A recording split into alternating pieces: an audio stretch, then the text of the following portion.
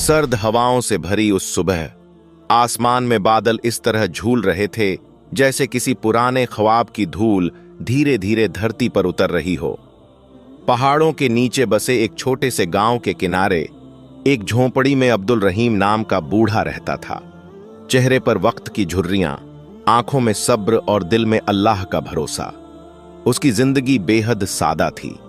रोज सुबह नमाज के बाद वह पास के जंगल में सूखी लकड़ियां चुनने जाता, उन्हें बाजार में बेचकर 2 वक्त की रोटी का इंतजाम करता।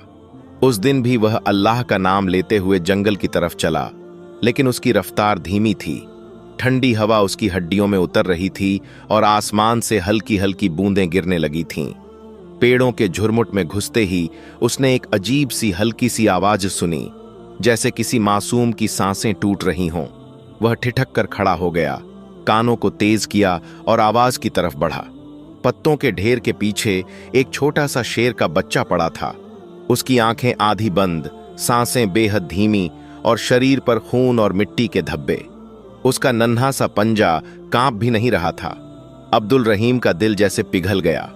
वह झुककर बच्चे के पास बैठा, अपनी कांपती उंगलियों से उसके सिर को सहलाने लगा। या अल्लाह, तू हर जान को जिंदगी देने वाला है, इस मासूम को भी अपनी रहमत से जगा दे। उसने धीमे लेकिन टूटते हुए लहजे में दुआ मांगी। बूढ़ा जानता था कि जंगल में किसी जंगली जानवर के बच्चे को छूना खतरनाक हो सकता है, मगर उस वक्त उसके सामने बस एक बेबस जान थी जिसे छोड़ना उसके बस में नहीं था। उसने अपना पुराना ऊनी चोगा उतारा, बच्चे को उसमें लपेटा और अपने सीने से लगाकर बैठ गया ताकि उसकी ठंडी होती सांसों में थोड़ी गर्मी लौट सके। कुछ ही पलों बाद उसने बच्चे की नाक में हल्की सी हरकत देखी, जैसे किसी ने दूर से उसकी जान की डोर खींची हो। फिर धीरे धीरे उसके छोटे से पंजे में हलचल हुई और उसकी आंखें आधी खुल गईं। बूढ़े की आंखों में आंसू आ गए। शुक्र है मालिक, उसके होंठों से निकला। उसने बच्चा उठाया और सावधानी से अपनी झोंपड़ी की तरफ चल पड़ा। रास्ता लंबा था, बारिश अब तेज हो चुकी थी, लेकिन उसके दिल में एक अजीब सी रोशनी जल रही थी, जैसे उसे महसूस हो रहा हो कि आज उसकी किस्मत ने उसे किसी बड़े इम्तिहान के लिए चुना है। उस रात बूढ़ा बच्चे को आग के पास सुलाकर उसके जख्मों पर पुराने देसी नुस्खों से मरहम लगाता रहा। बच्चा कभी कभी हल्की सी गरज जैसी आवाज निकालता, लेकिन उसमें डर नहीं था, सिर्फ दर्द और थकान थी। अगले कई दिनों तक बूढ़ा उसी की देखभाल में लगा रहा। अपने हिस्से का खाना कम करके उसे दूध पिलाता, रात में उठकर उसकी सांसें देखता और हर नमाज के बाद उसके लिए दुआ करता। वक्त बीतता गया, बच्चा धीरे धीरे तंदुरुस्त होने लगा। उसकी चाल में मजबूती आ गई, आंखों में चमक लौट आई और उसकी पूंछ फुर्ती से हिलने लगी। लेकिन सबसे अजीब बात यह थी कि वह बूढ़े से बिल्कुल नहीं डरता था, बल्कि उसके आसपास ही घूमता जैसे वह उसका अपना साया हो। एक दिन जब सूरज ढल रहा था और आसमान लाल नारंगी हो गया था, बूढ़ा बाहर लकड़ियां जमा कर रहा था कि अचानक उसने देखा वो छोटा शेर का बच्चा अब पहले से कहीं बड़ा हो गया था। उसकी आंखों में वो तेज था जो जंगल के राजा में होता है, लेकिन उसके कदम बूढ़े के साथ साथ चलते थे, जैसे उसकी हिफाजत करना उसका फर्ज हो। अब्दुल रहीम ने आसमान की तरफ देखा और सोचा, या अल्लाह, शायद तूने इसे मेरी जिंदगी में किसी वजह से भेजा है। उसके दिल में अब इस जानवर के लिए सिर्फ मोहब्बत नहीं थी, बल्कि एक अजीब सा यकीन भी था कि आने वाले दिनों में ये दोनों एक दूसरे की तकदीर बदल देंगे। दूसरे दिन की सुबह जब पहाड़ों पर धूप की सुनहरी किरणें धीरे धीरे उतर रही थीं और ओस की बूंदें घास पर चमक रही थीं, अब्दुल रहीम अपनी झोंपड़ी के बाहर बैठा चाय की प्याली थामे सोच में डूबा था। सामने शेर का बच्चा, जो अब पहले से कहीं बड़ा और ताकतवर दिखने लगा था, झोंपड़ी के आसपास खेल रहा था। कभी लकड़ी के लट्ठे को पंजों से घसीटता, कभी पास के झरने तक दौड़ लगाता और फिर वापस बूढ़े के पास आकर उसकी गोद में अपना सिर रख देता। बूढ़ा उसके माथे पर हाथ फेरते हुए अल्लाह का शुक्र अदा करता, क्योंकि उसने अपनी जिंदगी में कभी सोचा भी नहीं था कि जंगल का एक जंगली जानवर उसके लिए इतनी मोहब्बत और वफादारी रखेगा। गांव के लोग दूर से उन्हें देखते तो हैरान रह जाते, कुछ तो डर के मारे पास भी नहीं आते, और कुछ कानाफूसी करते कि ये बूढ़ा जरूर कोई करामाती आदमी है, तभी तो शेर भी इसका गुलाम बन गया है। मगर रहीम जानता था कि ये किसी करामत का नहीं, बल्कि अल्लाह की रहमत और मोहब्बत का असर है। उस दिन वह शेर को साथ लेकर जंगल में लकड़ियां बटोरने निकला। रास्ता शांत था, बस पत्तों की सरसराहट और दूर दूर से आती परिंदों की आवाजें सुनाई दे रही थीं। लेकिन जैसे ही वे जंगल के गहरे हिस्से में पहुंचे, एक अजीब सी खामोशी छा गई, जैसे हवा भी थम गई हो। तभी एक चीख सी गूंजी। रहीम ने मुड़कर देखा। एक जवान लकड़हारा, जो शायद पास के किसी गांव से आया था, जाल में फंसा पड़ा था और उसके सामने एक भूखा तेंदुआ घूम रहा था। तेंदुए की आंखों में भूख और गुस्सा चमक रहा था। वह धीरे धीरे शिकार के करीब आ रहा था। रहीम का दिल जोर जोर से धड़कने लगा। वह जानता था कि उसके पास न हथियार है न ताकत, मगर उसके साथ उसका साथी खड़ा था। वो शेर, जो अब सिर्फ जानवर नहीं बल्कि उसकी दुआओं का जवाब बन चुका था। उसने धीमे से शेर के कान के पास फुसफुसाया, जाओ, उसे बचाओ। और जैसे ही उसने इशारा किया, शेर बिजली की तरह तेंदुए की तरफ लपका। दोनों के बीच जोरदार गर्जना हुई। पंजों और दांतों की टक्कर से पत्ते उड़ गए, जमीन पर खरोंचें पड़ गईं। तेंदुआ पहले तो मुकाबला करता रहा, मगर जल्द ही समझ गया कि ये उसका बस का नहीं है। वह पीछे हटते हुए झाड़ियों में गायब हो गया। शेर वापस आया। उसके सांस तेज चल रही थी, मगर आंखों में एक अजीब सा सुकून था, जैसे वह समझ रहा हो कि उसने एक अच्छा काम किया है। रहीम ने तुरंत उस लकड़हारे को जाल से निकाला और पानी पिलाया। लकड़हारे की आंखों में आंसू थे। उसने बूढ़े के पैरों को छूकर कहा, आज अगर आप और आपका ये साथी ना होते तो मैं जिंदा न बचता। रहीम ने मुस्कुराकर बस इतना कहा, बेटा, हमें एक दूसरे की मदद के लिए ही पैदा किया गया है, और ये जो अल्लाह की मखलूक है, ये भी उसी की रहमत से हमारी हिफाजत करती है। उस दिन के बाद शेर और रहीम की जोड़ी पूरे इलाके में मशहूर हो गई। लोग उन्हें दूर से सलाम करते, बच्चे शेर को देख हंसते और कुछ तो उसका नाम भी रखने लगे, असद यानी बहादुर। मगर रहीम के दिल में एक अजीब सी बेचैनी भी थी। उसे महसूस हो रहा था कि ये साथ सिर्फ मोहब्बत का नहीं बल्कि किसी बड़े मकसद का है। और वो दिन अब ज्यादा दूर नहीं जब अल्लाह उसे और असद को किसी ऐसे इम्तिहान में डालेगा जो उनकी जिंदगी हमेशा के लिए बदल देगा। उस रोज आसमान में हल्की धुंध तैर रही थी, जैसे कोई पुरानी याद चुपके चुपके जमीन पर उतर रही हो। हवा में ठंडक थी, पर उसके भीतर एक अजीब सी बेचैनी भी बह रही थी। जंगल के किनारे से बहती वह पतली सी नदी उस सुबह कुछ ज्यादा ही शोर कर रही थी, मानो वह भी किसी आने वाले तूफान की खबर दे रही हो। अब्दुल रहीम उस वक्त अपनी झोंपड़ी के बाहर बैठा लकड़ी की छोटी सी तख्ती पर पुराना कटोरा मांज रहा था, और असद, वो शेर जो अब जवान हो चुका था, झोंपड़ी के सामने लेटा अपनी सुनहरी आंखों से आसमान के बादलों को देख रहा था। उसकी सांसें गहरी थीं, जैसे उसके दिल में भी कुछ आने वाले वक्त की आहट हो। अचानक दूर से घोड़ों की टापें सुनाई दीं। गांव के लोग ऐसे चौंके जैसे किसी अनहोनी की दस्तक हो। 4 घोड़े धूल उड़ाते हुए आ रहे थे। उन पर बैठे 4 सिपाही और उनके पीछे एक लंबी मूंछों वाला अफसर, जिसका चेहरा कठोर पत्थर की तरह था। वे सीधे अब्दुल रहीम की झोंपड़ी के सामने आकर रुके। अफसर ने घोड़े से उतरते ही ठंडी निगाह बूढ़े पर डाली और कहा, तुम ही हो वह जो जंगल के जानवरों को पालतू बनाता है? हमें राजा ने भेजा है। उसका शिकारी कई दिनों से शिकार लाने में नाकाम है। सुना है तुम्हारे पास एक शेर है, हमें उसकी जरूरत है। रहीम के चेहरे पर हैरानी और गुस्से का मिला जुला साया था। उसने धीमे लहजे में कहा, यह शेर मेरा साथी है, मेरा बच्चा है, मैं इसे किसी के हाथ नहीं बेच सकता। अफसर ने होंठों पर तिरस्कार भरी मुस्कान लाई और बोला, यह तुम्हारा नहीं, जंगल का है, और जंगल राजा का। उसने सिपाहियों को इशारा किया और वे आगे बढ़े। असद ने गुर्राहट की। उसकी पूंछ जमीन पर तेजी से हिलने लगी।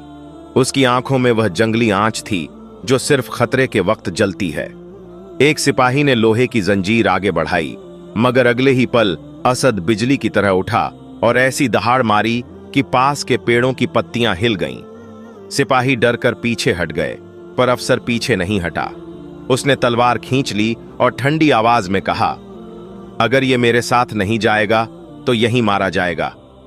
रहीम के दिल की धड़कन तेज हो गई, लेकिन उसके होंठों पर एक अजीब सा यकीन उतर आया। वह आगे बढ़ा, असद के सामने खड़ा हो गया और अफसर की आंखों में देखकर बोला, जिस जान को अल्लाह ने मेरे हवाले किया है उसकी हिफाजत करना मेरा फर्ज है। अगर इसे ले जाना है तो पहले मेरी सांस लेनी होगी। वह बूढ़ा इतना सीधा खड़ा था जैसे उसकी पीठ पर कोई अदृश्य ताकत हो। असद धीरे धीरे उसके पास आकर खड़ा हो गया, जैसे कह रहा हो, अगर ये वक्त आखिरी है तो हम साथ होंगे। उस पल हवा में अजीब सा सन्नाटा छा गया। सिपाही तलवारें ताने खड़े थे, मगर उनकी आंखों में एक पल के लिए डर उतर आया था, क्योंकि वह सिर्फ एक बूढ़े और शेर का सामना नहीं कर रहे थे, बल्कि एक ऐसे रिश्ते का जिसमें मोहब्बत, वफादारी और अल्लाह पर अटूट भरोसा था। अफसर ने तलवार जमीन पर घसीटते हुए एक कदम आगे बढ़ाया ही था कि दूर कहीं से तेज तूफानी हवाएं चलने लगीं। बादल गरजे और आसमान का रंग बदलने लगा, जैसे कोई बड़ा मोड़ बस आने ही वाला हो। अचानक आसमान इस तरह काला पड़ने लगा जैसे सूरज को किसी ने मोटे पर्दे से ढक दिया हो। तेज हवाओं के साथ रेत और पत्तों का बवंडर उठ खड़ा हुआ। पेड़ झुक झुक कर कराहने लगे और नदी का पानी उफान मारने लगा। अफसर और उसके सिपाही घबरा गए, घोड़े पीछे हटने लगे। उसी वक्त जंगल की गहराई से एक दहाड़ गूंजी, इतनी गहरी और गूंजदार कि धरती तक हिल उठी। अफसर ने तलवार को कसकर पकड़ा, मगर उसकी आंखों में डर साफ झलक रहा था। असद उस पल शेर से ज्यादा किसी रक्षक फरिश्ते जैसा लग रहा था। उसके रोंगटे खड़े थे, आंखों में आग जल रही थी और उसका शरीर बूढ़े के बिल्कुल सामने ढाल बनकर खड़ा था। रहीम ने अपनी कांपती आवाज में मगर ठोस यकीन के साथ कहा, यह अल्लाह का इशारा है, पीछे हट जाओ। लेकिन अफसर के भीतर का घमंड किसी इशारे को मानने वाला नहीं था। उसने तलवार उठाई और एक लंबा कदम आगे बढ़ाया। तभी असद ने बिजली जैसी तेजी से छलांग लगाई और उसकी तलवार को अपने पंजों से झटका देकर गिरा दिया। जमीन पर धातु की खनक गूंजी और अफसर पीछे लड़खड़ाया। तभी गांव के कुछ लोग भी वहां आ पहुंचे, जिन्होंने दूर से यह मंजर देखा था। वे बिना डरे आगे बढ़े और रहीम के साथ खड़े हो गए। यह हमारा भी साथी है, एक बुजुर्ग ने कहा, तुम इसे नहीं ले जा सकते। भीड़ बढ़ने लगी और अफसर को महसूस हुआ कि अब हालात उसके काबू में नहीं हैं। उसने दांत पीसते हुए तलवार म्यान में डाली और घोड़े पर सवार हो गया। जाते जाते उसने ठंडी निगाह से कहा, यह खत्म नहीं हुआ बूढ़े, मैं लौटूंगा। और फिर वे सब धूल उड़ाते जंगल की तरफ लौट गए। सन्नाटा वापस लौट आया, लेकिन हवा में अब एक अजीब सी मिठास थी। असद ने बूढ़े के हाथ को हल्के से चाटा और रहीम ने उसके सिर पर हाथ फेरते हुए कहा, देख बेटा, अल्लाह की रहमत जब साथ हो तो दुनिया का कोई जुल्म हमारे कदम नहीं रोक सकता। मगर उसके दिल के कोने में यह बात गूंज रही थी कि अफसर का लौटना यकीनी है और अगली बार उसका इम्तिहान और भी बड़ा होगा। उस रात का सन्नाटा कुछ अलग था, जैसे पूरे जंगल ने अपनी सांस रोक ली हो। बूढ़ा अब्दुल रहीम थके हुए जिस्म के साथ भी जागता रहा। झोंपड़ी के अंदर लकड़ी के चूल्हे में धीमी धीमी आग जल रही थी, जिसकी रोशनी असद के सुनहरी भूरे बालों पर पड़कर उन्हें चमका रही थी। शेर पास ही लेटा था, उसकी आंखें बंद थीं, लेकिन उसके कान हर छोटी से छोटी आवाज पर हल्के से फड़क रहे थे, जैसे वह हर पहरे पर हो। बूढ़े का मन अशांत था। अफसर की ठंडी धमकी उसके कानों में अब भी गूंज रही थी, मैं लौटूंगा। वह जानता था कि अगली बार वह सिर्फ 4 सिपाहियों के साथ नहीं आएगा, बल्कि ताकत और चाल दोनों में कहीं ज्यादा होगा। रात गहराती गई। बाहर हवा में ठंड और नमी बढ़ने लगी और साथ ही एक अजीब सा डर भी जैसे जंगल की टहनियों में छुपकर सरसराने लगा। रहीम चुपचाप उठकर दरवाजे पर आया और आकाश की तरफ देखा। बादलों के बीच कहीं दूर चांद की हल्की सी झलक थी, पर उसे घेर कर काले साये मंडरा रहे थे। तभी दूर कहीं लोमड़ियों के झुंड की चीख जैसी आवाज आई और असद ने तुरंत आंखें खोल दीं। वह धीरे से उठा बूढ़े के पास आकर उसके हाथ को हल्के से छुआ, मानो कह रहा हो, मैं यहां हूं, डर मत। सुबह होते होते बूढ़ा रोज की तरह नमाज पढ़ने बैठा, मगर आज उसकी दुआ कुछ और लंबी थी। उसने सिर्फ अपने लिए या असद के लिए नहीं, बल्कि पूरे गांव के लिए रहमत मांगी। या अल्लाह, हमें इस इम्तिहान में कामयाब कर, हमें हिम्मत दे कि हम अपने कमजोर को बचा सकें और हमें मोहब्बत की राह से जुदा न कर। दुआ खत्म होते ही उसने असद के सिर पर हाथ फेरा और तय किया कि अब वक्त आ गया है कि वह अपने साथी को और भी मजबूत बनाए।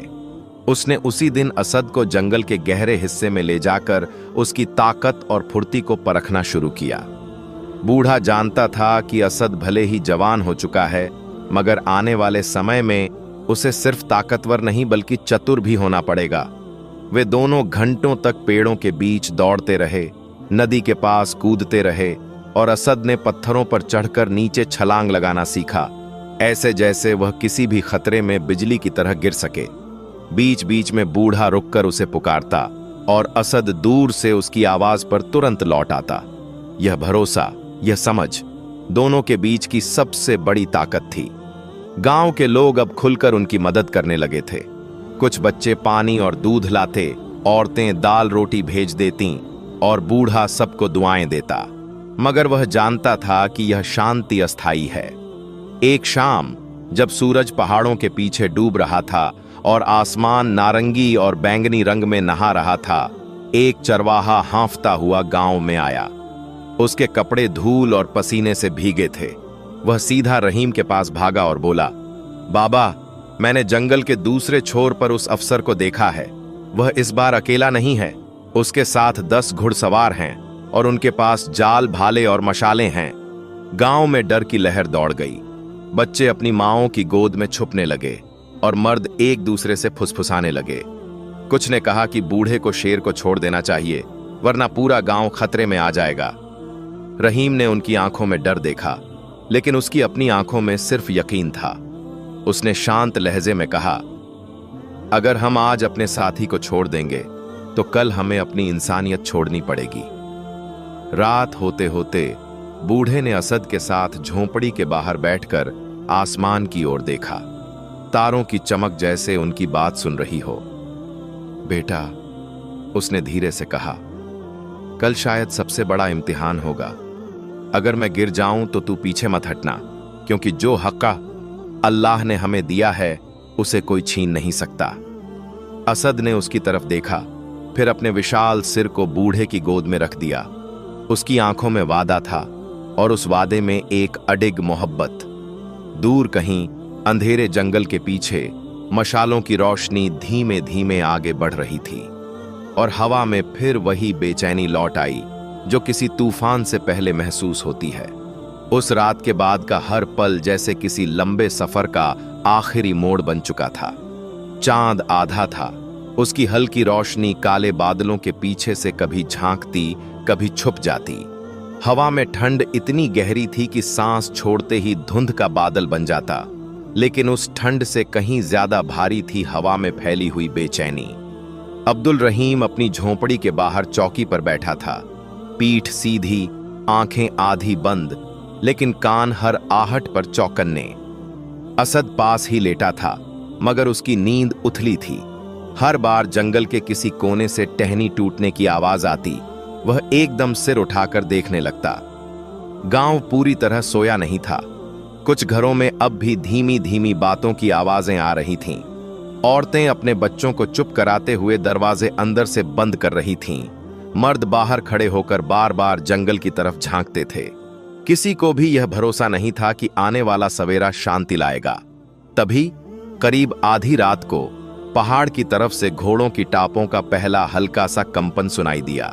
पहले तो लगा शायद कोई यात्री होगा, लेकिन वह आवाज तेज और तेज होती गई, जैसे कई भारी बूटों और घोड़ों की टापों का दल एक साथ आ रहा हो। असद ने धीमे से गुर्राया। उसका गुर्राना कोई आम आवाज नहीं थी, उसमें एक गहरी चेतावनी जैसी थरथराहट थी। बूढ़े ने हाथ उसके सिर पर रखकर उसे शांत किया, लेकिन खुद उसकी उंगलियां हल्के से कांप रही थीं। उसने धीरे धीरे अपनी पुरानी लकड़ी की लाठी उठाई जिस पर समय की मार से हल्की दरारें पड़ चुकी थीं, लेकिन आज वह किसी तलवार से कम नहीं थी। थोड़ी ही देर में मशालों की रोशनी पेड़ों के बीच से चमकने लगी, पहले धुंधली फिर तेज। घोड़ों पर बैठे 10-12 आदमी, सभी के हाथ में भाले और जाल, और उनके बीच वही अफसर, इस बार चमड़े के कवच में, चेहरा और भी कठोर। उसने दूर से ही झोंपड़ी को देखा और होंठों पर एक तिरछी मुस्कान आई, जैसे वह जीत पहले ही तय कर चुका हो। बूढ़े, उसकी भारी आवाज जंगल की खामोशी को चीर गई। मैं कह चुका था, ये शेर अब राजा का होगा। आखिरी बार कह रहा हूं, इसे बिना झगड़े सौंप दो, वरना जो होगा उसकी जिम्मेदारी तुम्हारी होगी। गांव के कई लोग डर के मारे अपने घरों में छुप गए, लेकिन कुछ जवान और बुजुर्ग बूढ़े के पास आ खड़े हुए। उनकी आंखों में डर तो था, पर साथ में एक अजीब सी जिद भी थी। रहीम ने बिना हड़बड़ाए जवाब दिया, ये मेरी अमानत है, और अमानत में खयानत करने वाला इंसान नहीं, बेईमान कहलाता है। तुम ताकत से लेना चाहते हो तो कोशिश कर लो, लेकिन याद रखना, अल्लाह की मखलूक को जुल्म से लेने वाले की जीत कभी मुकम्मल नहीं होती। अफसर ने इशारा किया। 2 सिपाही आगे बढ़े, जाल हाथ में लेकर धीरे धीरे असद के करीब आने लगे। असद स्थिर खड़ा रहा, उसकी आंखें सिपाहियों की आंखों में जमी हुई थीं, जैसे शिकार नहीं, शिकारी को परख रहा हो। फिर अचानक उसने ऐसी दहाड़ मारी कि आसपास के पेड़ों की शाखें कांप उठीं। उस एक दहाड़ में इतनी ताकत थी कि पास खड़े एक घोड़े ने उछलकर पीछे कदम लिया। बूढ़े ने उसी पल अपने साथ खड़े गांव वालों को इशारा किया। कुछ ने पत्थर उठाकर सिपाहियों की तरफ फेंके, तो कुछ ने मशालें हवा में लहराईं। अंधेरे में आग और पत्थरों के बीच अफरा तफरी मच गई। अफसर ने गुस्से में तलवार खींची और घोड़े से कूदकर सीधा बूढ़े की तरफ बढ़ा। वह बूढ़ा, जो उम्र में झुका हुआ था, मगर उस वक्त सीधा खड़ा था, जैसे खुद वक्त ने उसे संभाल लिया हो। असद ने बिजली जैसी फुर्ती से छलांग लगाई और अफसर और बूढ़े के बीच आकर खड़ा हो गया। उसकी आंखों में अब सिर्फ चेतावनी नहीं, बल्कि हमला करने का इरादा था। अफसर ने तलवार घुमाई, लेकिन असद ने पंजों से इतनी तेजी से वार रोका कि चिंगारियां उड़ गईं। अगले ही पल उसने अपनी ताकत से अफसर को पीछे धकेल दिया। लड़ाई अब खुलकर शुरू हो चुकी थी। गांव वाले पत्थरों और लाठियों से, सिपाही तलवारों और भालों से, और बीच में असद अपने पूरे जोश के साथ, हर वार को रोकते हुए, हर हमलावर को पीछे धकेलते हुए। चूल्हों और मशालों की रोशनी में धूल और धुआं मिलकर ऐसा मंजर बना रहे थे जैसे यह कोई पुराने जमाने का युद्ध हो। लेकिन अफसर अभी भी हार मानने को तैयार नहीं था। उसने पीछे हटकर 2 सिपाहियों को इशारा किया, जिन्होंने एक भारी लोहे का जाल उठाया और तेजी से असद की तरफ बढ़े। यह देख बूढ़े ने अपने सारे जोर से चिल्लाकर कहा, असद! वह पुकार किसी आदेश से ज्यादा दुआ थी। असद ने पीछे मुड़कर उसकी ओर देखा, और उसी पल, जैसे किसी अदृश्य ताकत ने उसे और तेज कर दिया हो, वह जाल के ठीक पहले दाहिनी तरफ छलांग लगा गया। जाल खाली गिरा और असद ने पलटकर दोनों सिपाहियों को गिरा दिया। अफसर अब सच में बौखला चुका था। उसने एक आखिरी वार करने की तैयारी की, लेकिन तभी दूर से एक गहरी धीमी गर्जना सुनाई दी, जंगल की और गहराई से। यह आवाज असद की नहीं थी। सबकी निगाहें अंधेरे में गईं और वहां से 2 और बड़े शेर निकलकर रोशनी में आए। उनकी आंखें असद की आंखों जैसी चमक रही थीं। जंगल की गहराई से निकलते वो 2 शेर ऐसे आ रहे थे जैसे धरती के सीने से फटकर कोई प्राचीन ताकत बाहर आ गई हो।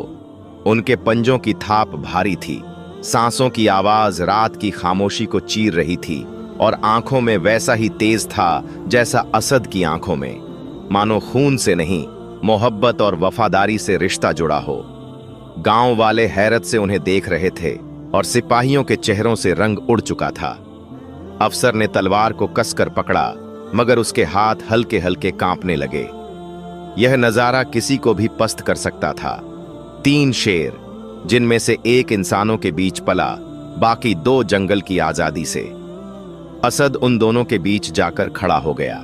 उनके बीच एक पल के लिए निगाहें मिलीं और बिना कोई आवाज किए एक गहरा समझौता हो गया। आज की लड़ाई सिर्फ बूढ़े की अमानत के लिए नहीं, बल्कि हर उस जुल्म के खिलाफ है जो ताकत के नाम पर किया जाता है। अफसर ने चिल्लाकर अपने सिपाहियों को आगे बढ़ने का आदेश दिया, लेकिन कई पीछे हट गए। कुछ के हथियार हाथ से छूट गए, कुछ ने मशालें जमीन पर गिरा दीं। उनके दिलों में डर उतर चुका था, क्योंकि सामने सिर्फ दहाड़ते शेर नहीं थे, बल्कि उनके पीछे खड़े गांव वाले भी थे, जो अब पीछे हटने वाले नहीं थे। अचानक अफसर ने खुद ही हमला करने का फैसला किया। वह तलवार घुमाता हुआ असद की तरफ बढ़ा, लेकिन इसी पल दाहिनी तरफ से आए दूसरे शेर ने तेजी से झपट्टा मारा और उसके हाथ से तलवार छीनकर दूर फेंक दी। अफसर गिरते गिरते बचा, मगर उसके माथे पर पसीना साफ दिखने लगा।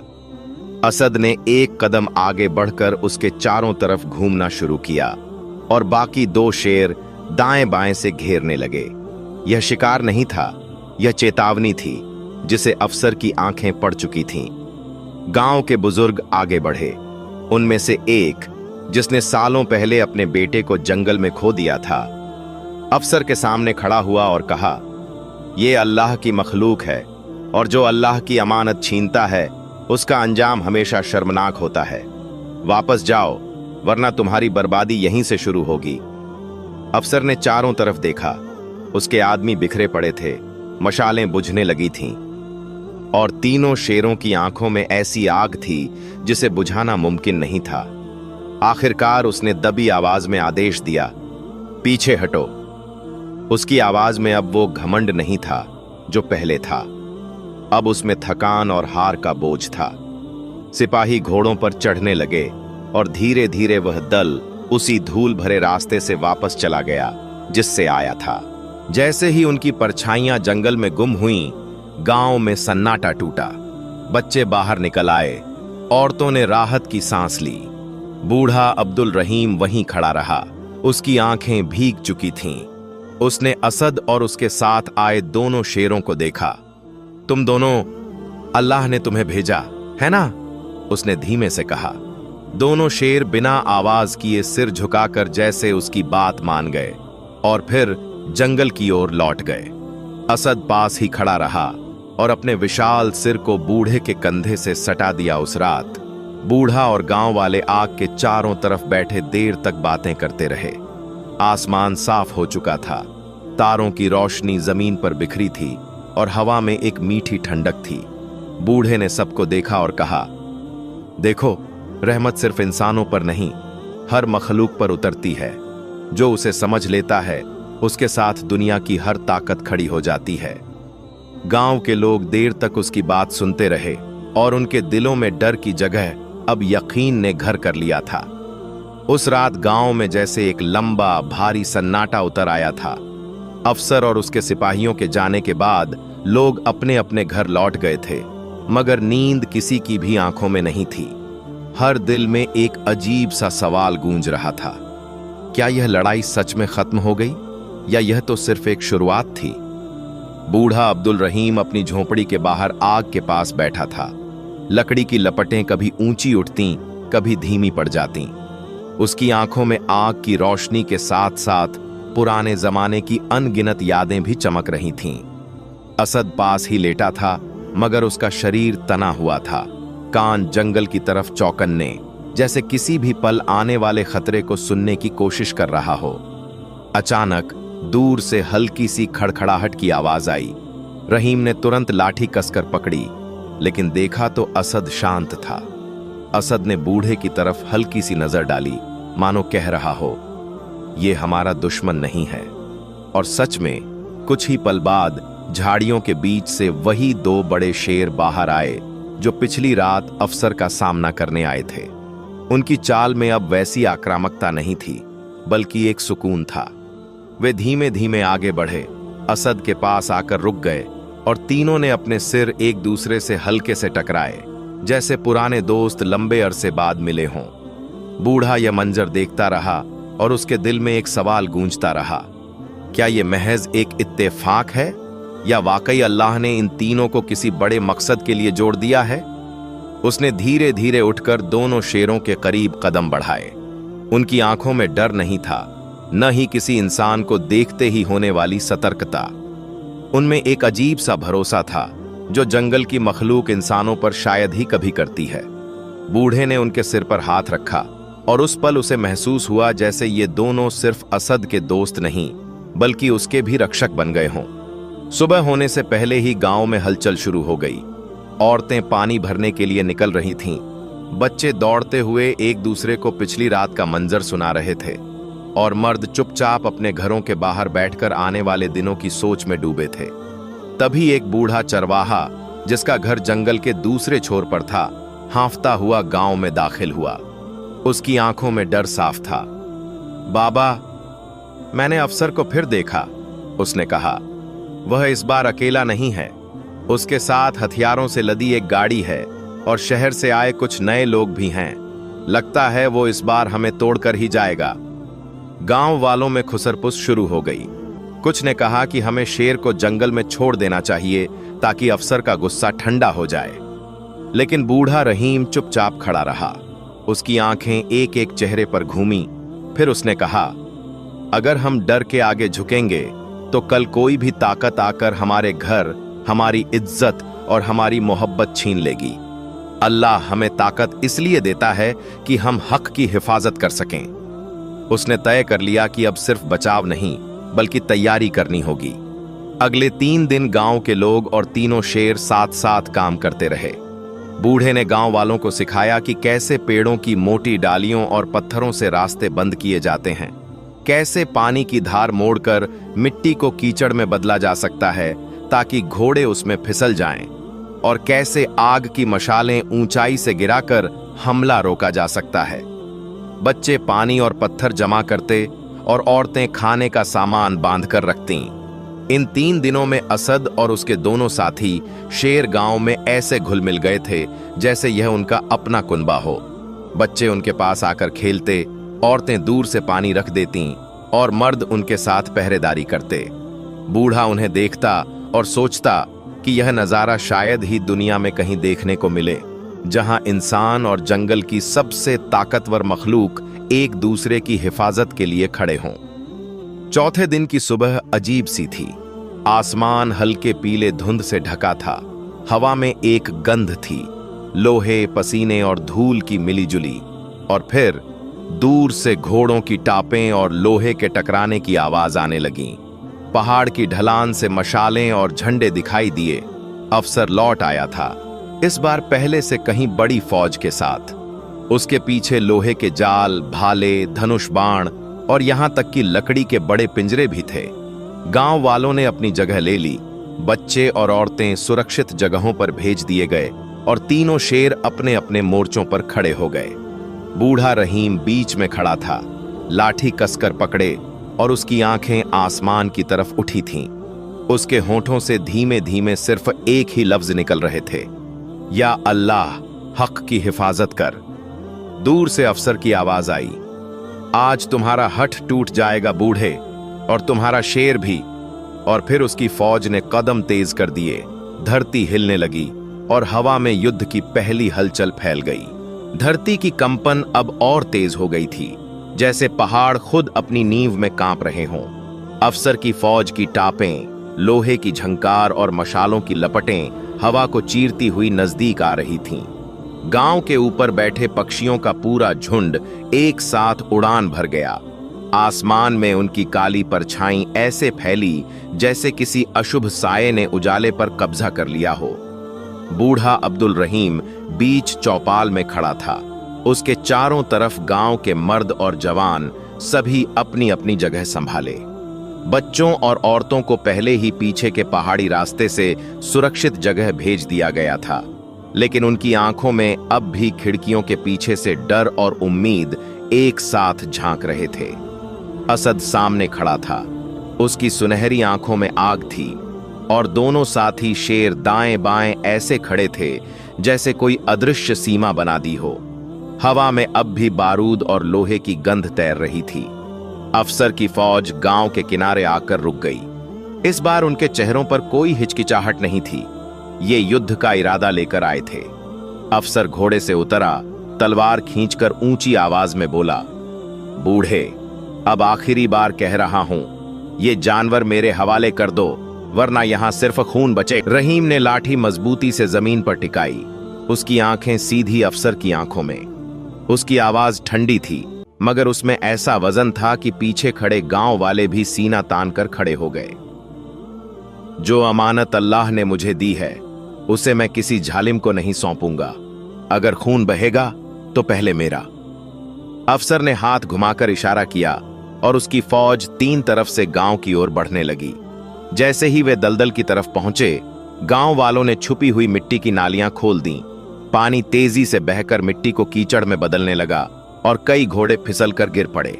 पीछे से तीर चलने लगे, लेकिन गांव वालों ने ऊंची जगहों से ढालें और लकड़ी की मोटी पट्टियां तानकर तीरों को रोक दिया। इसी अफरा तफरी में अफसर ने अपने 5 सबसे ताकतवर सिपाहियों को लोहे का भारी जाल लेकर असद पर हमला करने भेजा। असद ने पहले पीछे हटने का दिखावा किया, फिर अचानक पूरी ताकत से आगे छलांग लगाई और जाल पकड़ने वाले 2 सिपाहियों को जमीन पर गिरा दिया। बाकी 3 पर दोनों साथी शेर टूट पड़े। उनके पंजों और दहाड़ की आवाज ने बाकी फौज के दिल में डर भर दिया, लेकिन अफसर ने पीछे हटना मंजूर नहीं किया। वह खुद तलवार लेकर असद की तरफ बढ़ा। यह देख बूढ़ा भी उसकी राह में आ गया।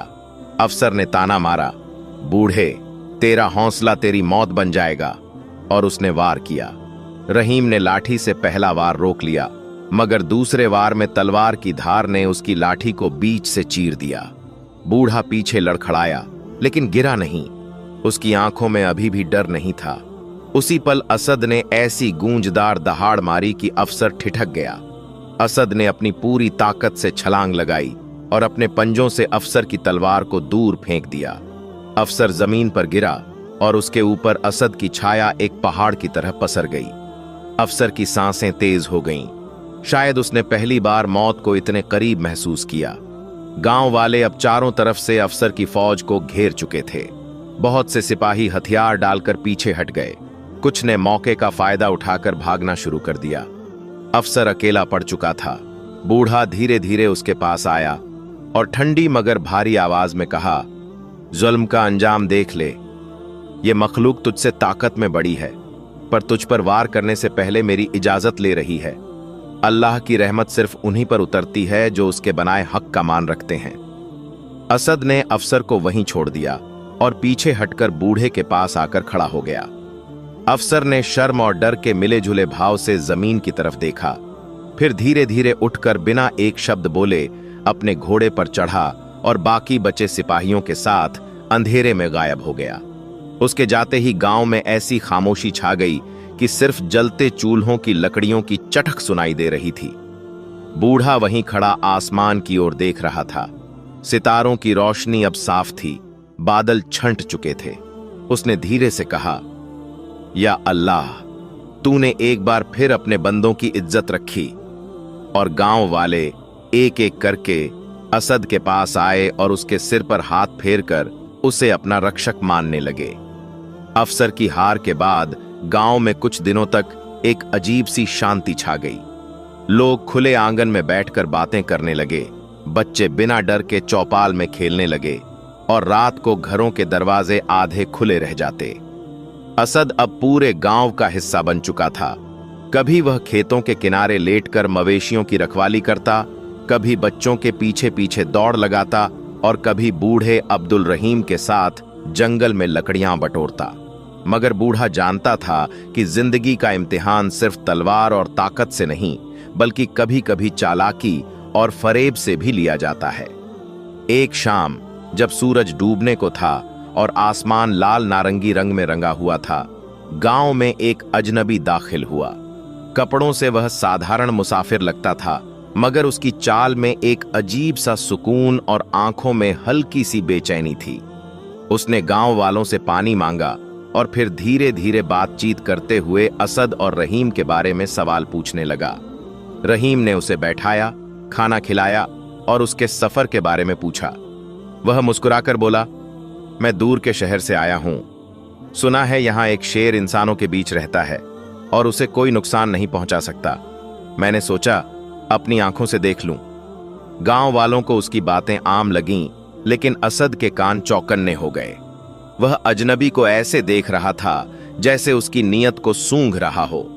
रात को जब सब सो गए, असद झोंपड़ी के बाहर पहरा देता रहा। आधी रात को वही अजनबी चुपचाप झोंपड़ी के पीछे के रास्ते से बाहर निकलने लगा। उसके हाथ में एक लंबा लकड़ी का डंडा था, जिसके सिरे पर लोहे का हुक लगा था, जैसा शिकारी जानवर पकड़ने के लिए इस्तेमाल करते हैं। असद ने बिना आवाज किए उसका पीछा किया। अजनबी सीधा जंगल की ओर बढ़ा और वहां पहुंचकर उसने एक ऊंचे पेड़ के पीछे छुपा एक और आदमी से इशारा किया। वे दोनों धीमी आवाज में कह रहे थे, राजा को बताना होगा, ये शेर अब आसानी से पकड़ा जा सकता है। अगली बार हम लोग रात को आएंगे। असद ने यह सब सुना और धीमे कदमों से वापस लौटा। सुबह होते ही वह बूढ़े के पास आया और जैसे हमेशा करता था, इस बार उसने उसके हाथ को नहीं चाटा बल्कि सीधे आंखों में देखा, एक गहरी चेतावनी भरी नजर से। रहीम समझ गया कि कुछ गड़बड़ है। उसने गांव के 2 भरोसेमंद जवानों को बुलाया और रात की पूरी घटना सुनी। उस शाम को एक योजना बनी। अगले दिन जब अजनबी गांव से जाने लगा, गांव वालों ने उसे रास्ते तक छोड़ा। वह मुस्कुराकर अलविदा कह रहा था, लेकिन किसी को पता नहीं था कि उसके पीछे पीछे 2 जवान छाया की तरह चल रहे हैं। उन्होंने उसे और उसके साथी को जंगल में पकड़ा और राजा को भेजे जाने वाला उसका लिखा हुआ खत बरामद किया। सच सामने आते ही गांव वालों में फिर एक बार जोश और एकता की लहर दौड़ गई। बूढ़े ने सबके सामने कहा, देखो, कभी कभी दुश्मन तलवार से नहीं, मीठी जबान से आता है। ताकत हमें बचा सकती है, मगर अक्ल हमें धोखे से बचाती है। उसके बाद असद और उसके दोनों साथी शेर गांव के आसपास के जंगलों में रहने लगे, मगर हर शाम वे वापस आकर गांव में घूमते, बच्चों के साथ खेलते और बूढ़े के दरवाजे के पास बैठते। रहीम के दिल में अब कोई डर नहीं था, क्योंकि वह जानता था कि अल्लाह की रहमत ने उसे सिर्फ एक साथी नहीं, बल्कि एक ऐसा परिवार दिया है जो खून से नहीं, बल्कि मोहब्बत और वफादारी से जुड़ा है। उस आखिरी शाम, जब सूरज पहाड़ों के पीछे डूब रहा था और आकाश में सुनहरी किरणें बिखर रही थीं, बूढ़ा चौपाल में बैठकर गांव वालों को देख रहा था।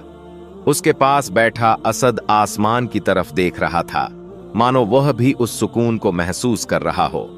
बूढ़े ने मुस्कुराते हुए कहा, शायद यही असली जीत है, जब डर की जगह भरोसा और नफरत की जगह मोहब्बत आ जाए।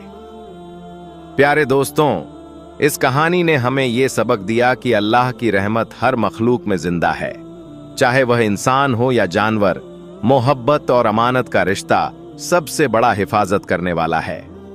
ताकत और हथियार सिर्फ जंग जीत सकते हैं, लेकिन मोहब्बत दिल जीतती है। अगर हम मोहब्बत और हक पर अडिग रहें, तो कोई ताकत हमें हरा नहीं सकती। और अगर आपको हमारी ये कहानी पसंद आई हो तो हमारे चैनल MR मिस्टर वॉइस को जरूर सब्सक्राइब करें, ताकि ऐसी और कहानियां आप तक पहुंचती रहें।